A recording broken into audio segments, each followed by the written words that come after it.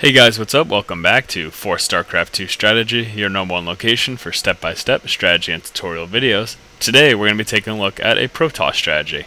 Basically what we're going to be looking at is going with a 4 Warpgate push versus a Terran player.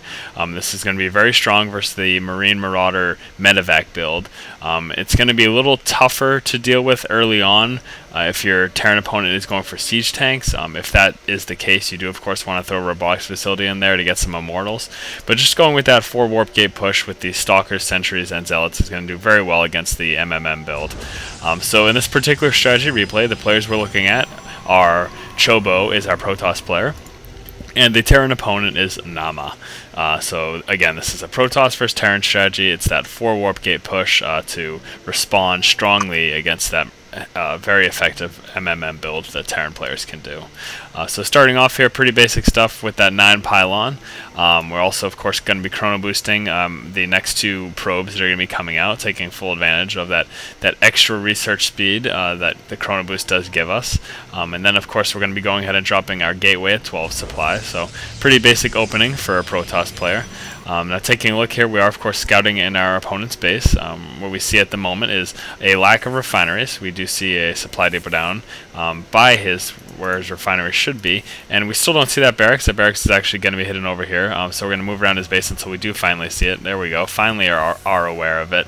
At first that could be a little nerve-wracking. You could be thinking that there might be a proxy barracks somewhere outside of your base. Maybe he's going to go for some fast marines, but of course indeed he was just hiding it over here up and to the right a little bit.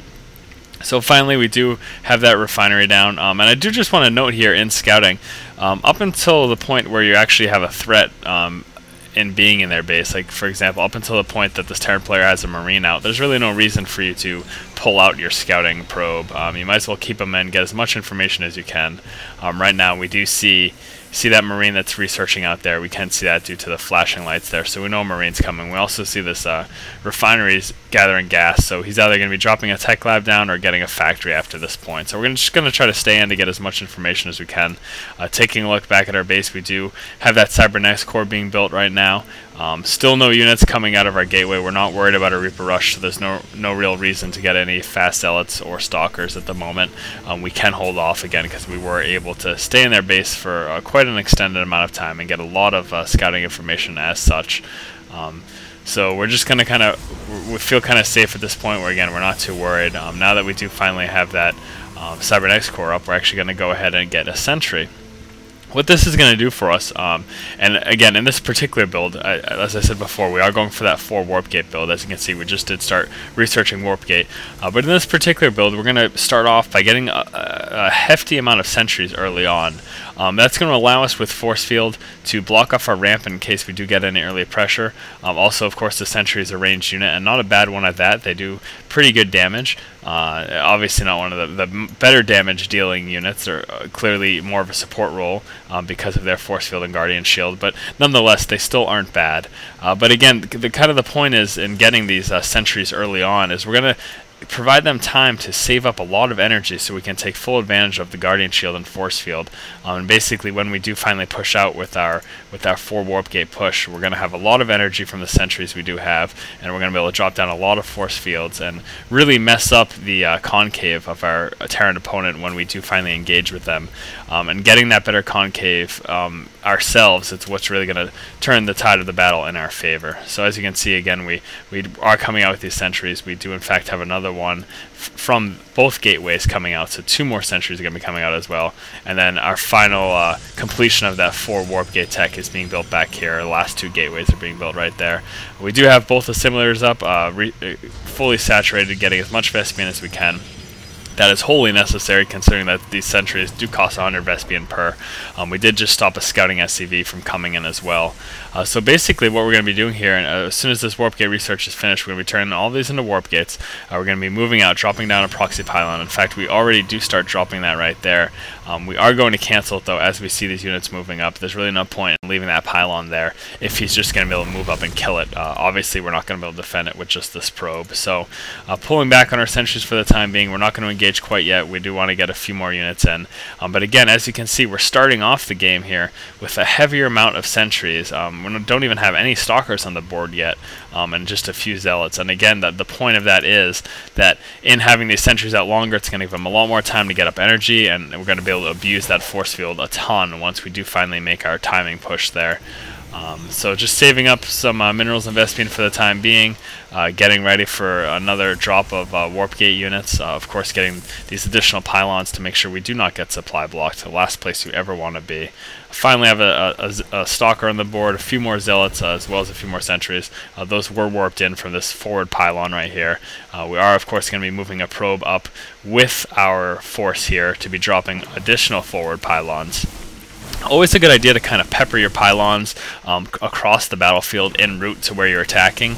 That way, if they do manage to kill one of the pylons, for example, if they do manage to kill that, you're able to reinforce from a fairly close distance in this pylon here, rather than only being able to warp in from your base, because of course these warp gates are only effective anywhere near pylon power. So as you can see here, we're going to be taking down the Terran player's back rocks. Here he's got the makings of that Marine Marauder ball. Now again, this really isn't going to be that effective until he kind of gets to that critical mass, and basically what we're doing here is we're abusing the effectiveness and the strength of being able to warp in all of our units at once with that Warpgate tech, and basically we can amass a much larger army earlier than they can. Now that's going to turn, that's not going to be the case once he starts to get more barracks out and starts to get more minerals, and basically catches up to us in economy. But up until that point, we can really we have a moment of time where we can really abuse the strength of that warp gate, and pushing out at this moment is going to be that time.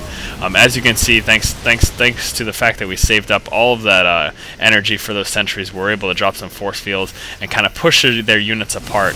And we're going to be doing that again, as you can see here. And this is why force field is so strong, pushing these units back, actually moving them out of the range of the fire, and then also stopping those supporting SCVs from coming in and getting a surround on our units. And there you go. I mean, because of all of those strong force fields, and because of that, again, that strength of that Warpgate tech early on in the game, we were able to effectively take out our Terran opponent.